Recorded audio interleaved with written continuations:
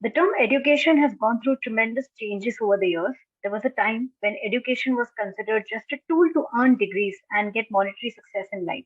But today, people are warming up to the idea of education being the key contributor to all round development of a person. It helps us understand what the society is and what our responsibilities in that society are. If we take a closer look at the social problems affecting the real world, which can be gender inequality, poverty, child abuse, unemployment, and even discrimination, each and every stumbling block can be eliminated through quality learning. To understand how the education system in the country is faring and to talk about the challenges plaguing the sector, we have with us today Swetha Balakrishnan, Director of Fellowship Recruitment at Teach for India.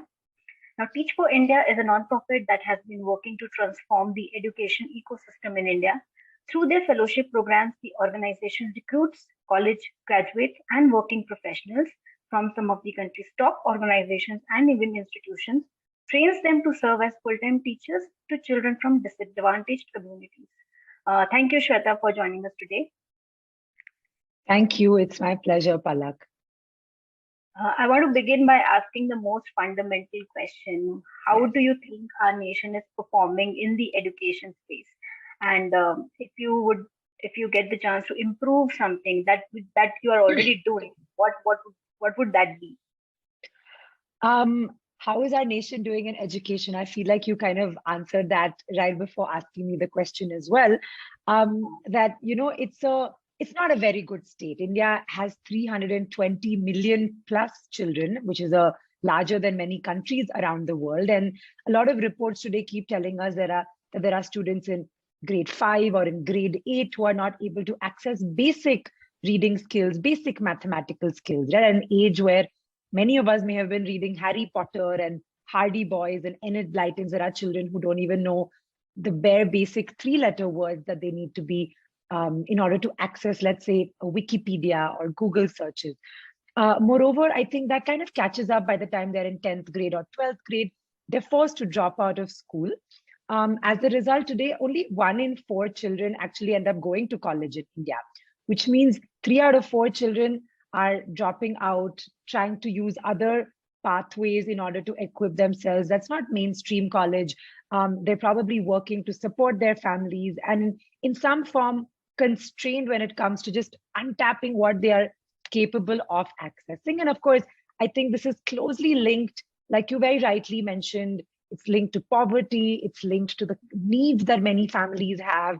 And as a result, I think the problem is a very complex one. The problem in education is linked with the problem in poverty. It's linked with social development. And yeah, I hope that answers your question of where I think India is today. And how do we improve it, even with the normal people, the commoners? What do we do to make sure that we take it a step ahead, we take it a notch higher to where we stand right now? Yeah. So while I highlighted a lot of the problems in education, I do think given the size and scope of India over the years, what we have really managed to change in India is the access to education, right? A lot of children are able to access education, primary education. I think as they go through schooling, it's the quality of education that they receive that's not very good. Also in India, it's a very rote-based system. So what we're expecting children to do is learn their books by heart and then sort of regurgitate that in an exam.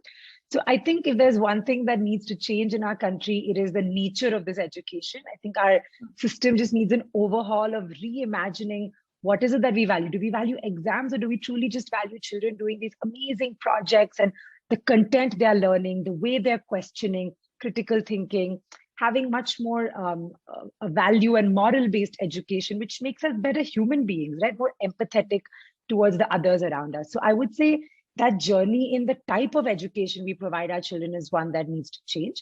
I think the second that comes to mind is that, earlier I was sharing, like, the problems are many in education. There are children who are struggling with just hunger in a classroom. There is teacher training is not very good. There are a lot of teacher vacancies. The curriculum today is not to the mark. Like, the list goes on and on of what all we need to fix in education. And so there is no one silver bullet. At Teach for India, we believe that, if we look at all these problems tied to education, we just think we need the smartest people in the country to say, hey, I will come into the education sector. I will try to do my part, whatever my background may be, whether I'm a lawyer, whether I'm a data scientist, whether I'm an engineer, whether I'm a social scientist. There is a role for me in this broad education sector. And if we all work together and fix our primary, secondary, tertiary education systems, the future of the country is in safe hands. So I think reimagining the kind of education and bringing in the best of people into the education sector, in my opinion, are the two biggest needs of our day. To your question on what can the commoner do, I think the second one, right? Come become part of this force in education so that every one of those 320 million children are getting what they truly deserve. Yeah, even I think that we need a lot of unlearning to, Yes. get ahead. So a lot of unlearning and then learning. And then to the second point that you mentioned, this is just something I'm thinking about it, that what is stopping us, the best to come forward in this space and be a part of the school ecosystem. What do you think is stopping people from being teachers, from taking up the role of a teacher? Why is it regarded that you have to have a really a different set of emotions to take up the role of a teacher? It's normal. It's Yeah. not normal to think of someone saying, "Hey, I want to be a doctor, I want to be an engineer, or I want to be a teacher." So it's not Yeah. something that's mainstream. So why Yeah. is it? Yeah, I think you've kind of hit the nail on the actual problem today. I'm not sure if, as a society, teaching is seen as an aspirational profession or education is seen as an aspirational sector to work in. Right. A lot of young people do want to become entrepreneurs. I think rewind a few years, people have always wanted to be investment bankers and join the finance world. So I think the IT sector went through its boom. So all these sectors have seen an inflow of people. Unfortunately, the teaching profession and that sector at large has been seen as like the backup. Right? कि, अच्छा, इतना पढ़ के आपका बच्चा teacher बनेगा. Like it's almost a eye race. There's been a stigma associated with that sector. Yeah. I actually had the opportunity to also teach. I was a Teach for India fellow myself for a while, and I taught a classroom of 55 students in a government school. And I thought, can't be that hard. Children teaching, like I saw my teachers. I was also product of the same thinking until I spent 1 week in the classroom and I realized, man, like I need to call every single teacher of mine and say thank you. It's a thankless job standing for 7 hours, teaching children, knowing that who you are, how you behave is what they learn from. So you have to be on your best behavior all day long. And so I think there needs to be a social change in the way we even perceive the profession. And one example that comes to mind is a country like Finland, which I believe some years ago made teaching the highest paid profession. And so what they saw over the course of time was more and more influx of the brightest people picking teaching and academia or being a professor as a choice of career and livelihood versus any other. So maybe it'll be nice to see how we ourselves relook at this profession systemically in order to attract more people in.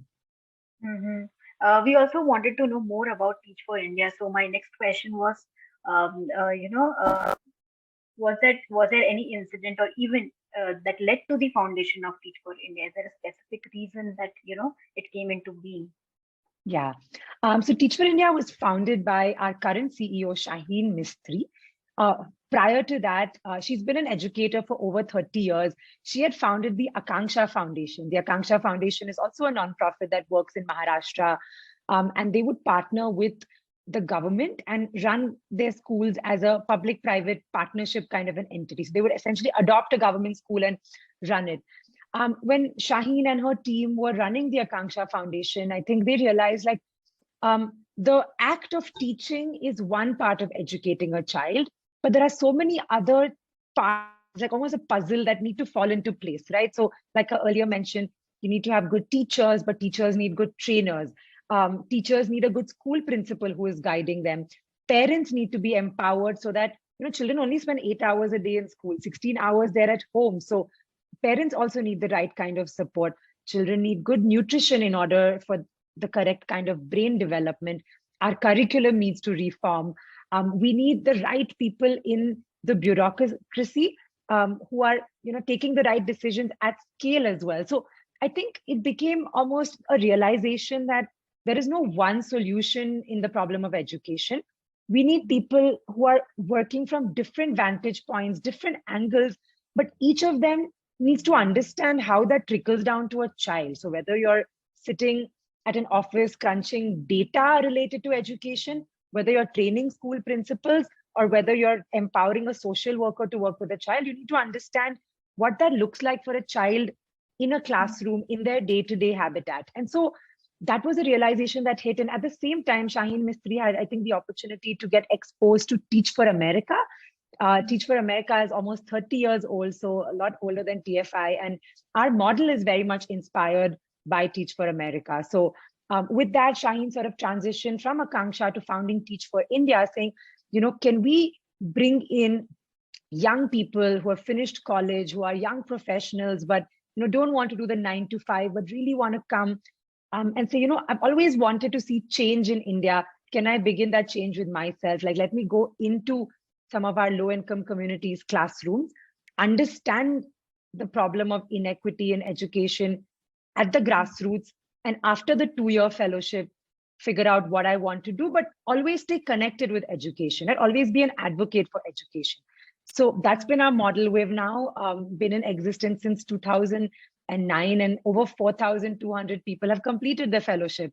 And today, almost 80% of them, regardless of their background, right? Regardless of, like I said earlier, whether they were an engineer, scientist, whether they were a humanities student, have stayed back in education in service to children. So the 2 years kind of also changed their own thinking and career aspiration to say, actually, I want to work towards equity in India. And in the long run, this is the way we can change our system slowly but surely. Could you tell us more about how the journey has been so far for TFI? And also, what are some of the current goals that you're targeting? Yeah, sure. So like I said, Teach for India started in 2009. And when we did, we started in 2 cities across Bombay and Pune in Maharashtra. But quickly, we've grown in these past 12 plus years and currently operate in 8 cities. So in all of the metros.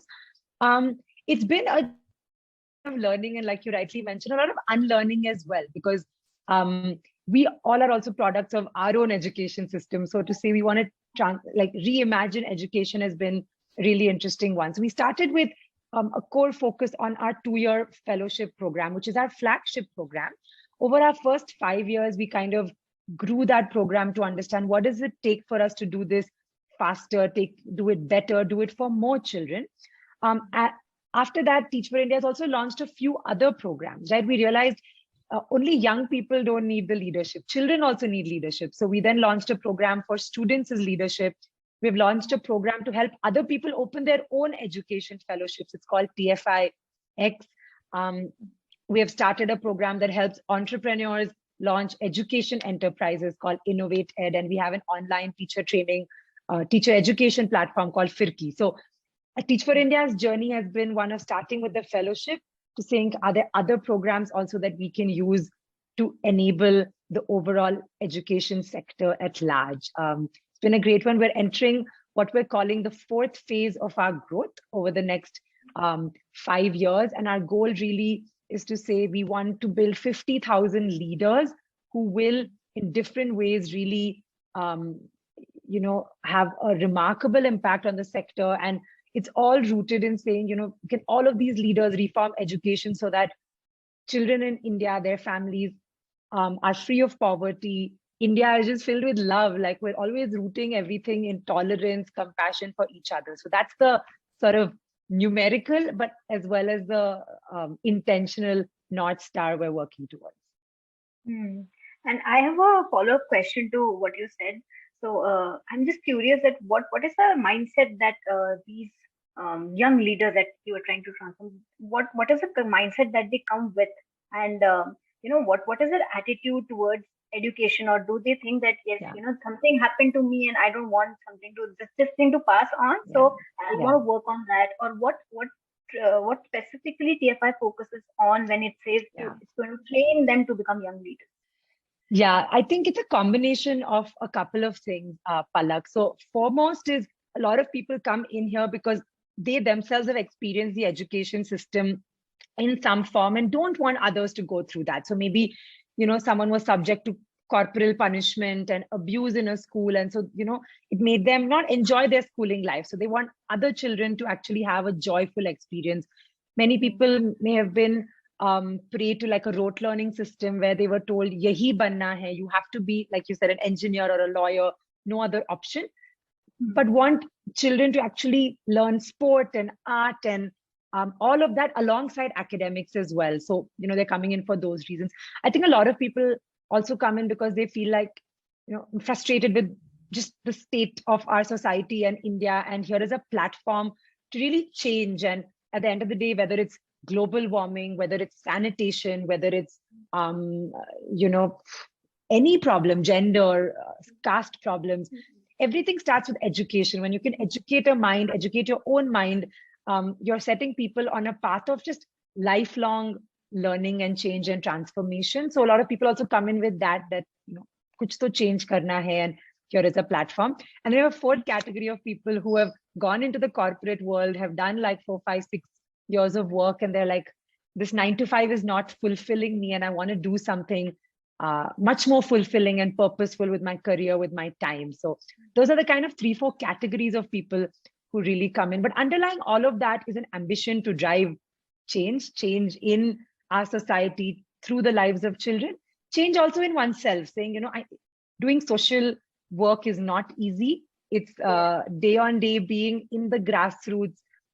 People have had to do it through COVID, be in crowded classrooms and deliver lessons very bravely. And so I think it's also a transformation that the person goes through. So it's a little bit of, I'll drive change, but I will also change myself. Yeah. And how was it during COVID? How difficult were the days? And how did you, make sure that your operations were not disrupted, or the children living in those remotest corners of the country were not severely affected? What did you do? Yeah. I mean, the truth is, Palak, that children in India were severely affected by COVID, right? 2 years of being at home.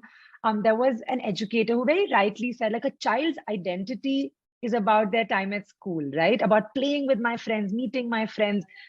And when you take that away from a child's life, so much has gone away. Like, they don't know what to do with themselves and their time. I think the 2 years of COVID was a setback in many ways. A lot of children lost language abilities and mathematical abilities. Children also lost socio-emotional learning, right? Because in school, you're interacting with people, you're sort of talking to them, you're learning a lot of skills which kind of got deprived. Well, there was a boom in edtech. A lot of children in India could not afford that. So what we saw was children, especially living in slum communities or in small homes, multiple children in the same house, but the parents have only one device. If the parents have multiple devices, sitting back to back, attending classroom, voice travels between students' classroom. So it's difficult to focus. It's also very, through summers, very hot, very difficult. So I think in terms of effective learning, I think we actually went backwards through COVID. So for Teach for India, we, of course, just like schools around the country, we had the exact same challenges. A lot of our children were difficult to reach. We didn't know where they were. Many of them were migrating back, just like so many millions of people across the country did. And so many families lost livelihood. So for us, the first call to action was to say, can we just make sure they have the basic needs for survival? So we as an organization, as Teach for India Fellow said, we'll make sure they have all the ration they need, food they need to tide over the first and second lockdowns that we experienced 2 years ago. Thereafter, once the families were a little more stable, we got to a point of saying, in order for our children to be learning, they need access to learning. And so they need devices. So we did a device distribution drive. Once we did the device distribution, we realized, wait, many of them don't have a 4G connection. So we need to now make sure they have a 4G connection, which they can top up time and again, because otherwise you can't sit on a Zoom call. So it was almost a 4 to 5 to 6 month process of ensuring that children are able to come back into school. And even after all of that, we did see 80 to 82% of our classrooms filling up, but that took us a good 8 months to 1 year. And this was with like an all hands on deck approach. It's been hard to, online make sure all children come to the same level of learning that they would have had offline. So about after the second, I think between the first and second wave, a lot of us began slowly saying, if schools are not open, can we start finding community centers where we bring children together and teach them in shifts, right? Maybe small groups, 10 children come and we do some amount of learning, taking into mind a lot of the safety protocols. And then as everything began to open up, I think we were amongst the first to say, let's get back on the ground, because movie theaters are open, bars and pubs are open, offices are opening up, but there's nothing that's in light for schools and for children. And so I think we realized the importance of it, and all of our fellows, as soon as they could, were back on the ground convincing parents that don't worry, we'll try and keep your child safe. And looking back, I'm so glad we did that, because children are so happy to be back in school. I have this beautiful video that I can share with you later, where there's lines of children on the first day of school, and they're waving at the school because they've never seen school. These are second graders who have through first and second never seen school, and there's their energy and excitement to learn is incredibly contagious. Yeah. That's such a beautiful thing to hear. My next question is, you might have had moments throughout your career, but if you had to choose one, what would be the best moment for you to recollect about your job? This is a very hard one, but let me try. I've been in TFI to Teach for India since 2012, and in multiple roles. So I was a Teach for India fellow in a government school. After that, I worked as a program manager, where I was training fellows, worked a little bit on the strategy side, and I currently work on the Fellowship Recruitment team. So I've been here long enough, and it's hard to pick one memory, but I think I vividly recall this. I taught a third and fourth grade classroom, and I had this little girl in my class who, through a Teach for India opportunity, was part of a musical. So she was part of something called the Maya musical. And very quickly, the musical was giving her exposure to dance, theater, drama. She was much more confident, much more articulate. And so she had the opportunity to travel from Pune to Chennai to address an audience of teachers. This is a fourth standard student who's barely 9 years old. And I remember driving her to the airport, teaching her, every step of the airport, what are the different milestones. Of course, you'll have someone accompany you as an adult, but how do you manage yourself? How do you ask for help when you need it? How do you have all the right phone numbers as emergency? Something as simple as that for a child taking the first airplane, looking out of a window. And then I received a video of her standing on stage, talking to a group of teachers, telling them how a holistic education benefited her. And today this girl is 18 years old, and she's part of a startup where she's training other children in the arts. I think that journey has probably been one that's really, really close to my heart, because it just made me realize when we're able to give children a good and holistic education, just how much their life transforms and how much confidence we can give them. That's pretty much become what she's chosen to do with her own life. Also, it has a ripple effect, when Absolutely. you do something good for one person, it just passes on. That person is going to pass on to the next person, and it's a chain basically. And that's how, I think giving works. That's such a beautiful story. I also want to ask, because you oversee the recruitment process at Teach for India. So what are the points that you keep in mind while, shortlisting candidates, or, deciding, okay, I'm going to pick this person or I'm not going to pick this person? Yeah. So of course, most of all, we're looking in people like this fire to do something, right? Do something that causes positive change in the lives of students. So we look for that alignment, that is this person here fundamentally for the right reasons. This second, I think this work is not very easy. This work is challenging, and day in and day out, the physical stamina it requires, sometimes the emotional stamina it requires to, even learn about the lives of students, what they're going through at home, how to still hold them to the high expectations, because there are children who may come from a home where there's substance abuse, there may be domestic abuse that they've experienced, and they're coming into classroom. And how do you still guide them and say, you know what, I still think you can get an 85% in your exam. I still think you can show up to that football coaching tomorrow morning. So we do need people who have that capability of persevering through challenges and saying, I'll figure it out. That's okay. Even if I fall down, I will pick myself up. That resilience is very, very important. The fellowship requires a person to work with people from so many different backgrounds, and work towards like very, very difficult sort of milestones and goals. So it's very critical that whoever comes into the program is also coming with the orientation that I'll work with children, but I'll also work with their parents. Their worldview may be very different from mine, maybe very similar to mine. School teacher, school principal, the local corporator, and when I have to work with all of them together, it tests my leadership, right? And when I'm a young person in my early, mid, late 20s, it's the kind of leadership that a lot of people maybe experience in their career much later. But we're saying actually come experience it early. And so the responsibility that somebody has to take on requires them to display a lot of like leadership potential, right? To learn, to unlearn, to challenge themselves, to be very open to feedback. So those are some of the things that we look for. So that alignment, that kind of resilience, and just the potential to lead and be a good, courageous, yet compassionate leader.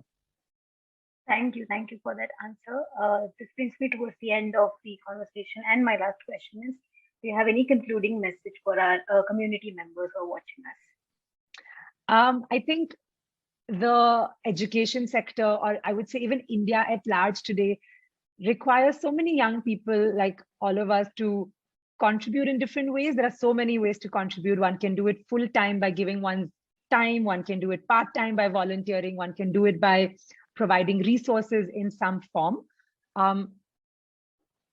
Get your hands dirty. I think there is plenty to contribute. So, the earlier one can start contributing, the bigger it becomes part of one's life. It becomes normal to be part of solving the problem. Second, stay close to the problem. I think it's very easy to get jaded and say, you know what, I will just look at the problem on my device and through the lens of social media, but to actually say, no, I'm going to go out and stay proximate to the problem is very important, because this is our country, and being a very civic active citizen is very important. So I think my biggest message would be to stay active and stay close to the problem.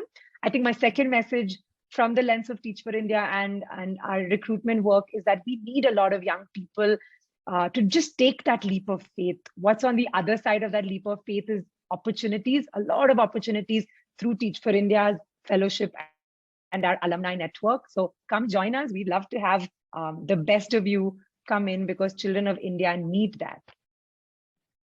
Thank you so much, Swetha, for your time. It was a pleasure to interact with you and understand so much about the education sector and how each one of us can actually contribute in some way or the other. It's just that we need to have the will and need to stay close to the problem and feel and basically empathize to be able to change something.